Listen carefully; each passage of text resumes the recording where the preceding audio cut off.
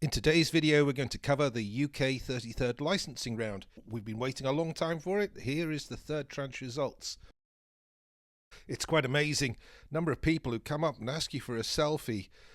Here's the latest. A really nice guy, a very wise head on young shoulders. Jamie Ritchie. Sadly, one of the people who's missing from the video today, Colin Percival, normally with me for these license round results.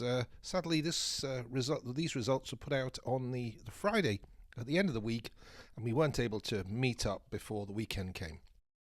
So if you recall, all the way back to October 2022, 932 blocks or part blocks were put up for licensing, and the bids closed on the 12th of January 2023. Yes, that is 2023, not 2024. We've previously done videos on the Tranche 1 awards and the Tranche 2 awards. They're shown here in the light blue, this colour here, and also Tranche 2 in the green.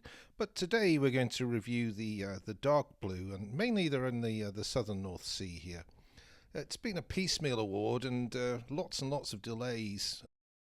Don't really understand it, but it's been 1.3 years since the round closed to the announcement of the results on the 3rd of May.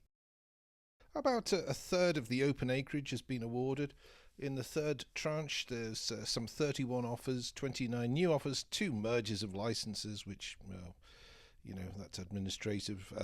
23 initial terms, 2 firm wells, and 4 second terms. And what does that mean? Well, we'll come on to that in a second. Pause the video if you want to see a breakdown of the detail here. We've highlighted with the dashed line those blocks where there is reprocessing, and with the pink ovals, you can see these are the blocks that have either gone for a firm well.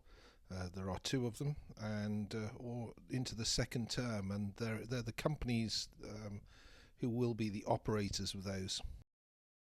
So in terms of the firm wells, well, you can see on this map on the left here, 1 firm well here, which INEOS have committed to, and there's also Perenco down here in 4812A. Now, we haven't really had time at the end of the week to actually do our usual analysis, but the firm wells approximately in this area here, somewhere between the old Esmond field and the Cavendish field. And the second well, which is the Perenco well, is going to be in here southeast of the West Sole field and northwest of the Bark field. So here are listed the blocks that have gone into the second term, which means they're taking them forward for some development opportunity. And one of them not shown here, DCardonX, that's over in the Irish Sea. There's a small discovery there. I think it's 110 3B4. Which has been looked at for a number of times over the years. But on this map you can see 3. This one here, INEOS, this is basically a commitment to look to go to development on an opportunity within this area where they're proposing to drill a firm. Well, I don't understand why there's going to be sort of 2 licenses, as it were, awarded within the same block. A bit bizarre. Never mind. And then you've got down here Perenco, and over here you've got Hartshead. So those are the areas that may go forward to some kind of production. So in terms of seismic acquisition, pretty thin pickings. What you can see is this single block here, part block, where seismic will be acquired, new seismic will be acquired, and that's with operator Albion Energy. Other license awards, well, there were 11 with seismic reprocessing commitments, and another 12 of the license awards. We say there's no meaningful work program. That means that it's just desktop studies and perhaps going out and acquiring, or obtaining rather, which is just buying available seismic off the shelf. Does anybody remember the southern North Sea clusters? These were the high-graded areas that were going to be given the priority, and they were supposedly going to be the first to be announced. They've ended up being the areas that are last to be announced.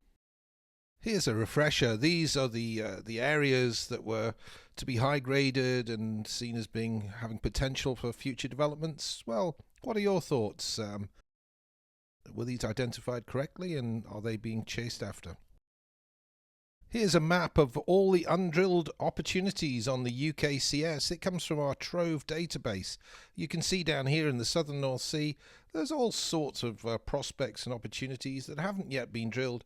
Now, we haven't had time today in this video to analyse and see which of these opportunities are actually included in the round, but maybe do that in a follow-on video. So to summarise, 1.3 years, wow, a long time, after the round closed, and eventually we get the announcement of these 31 more licenses, mainly in the southern North Sea. Have the NSTA saved the best till last?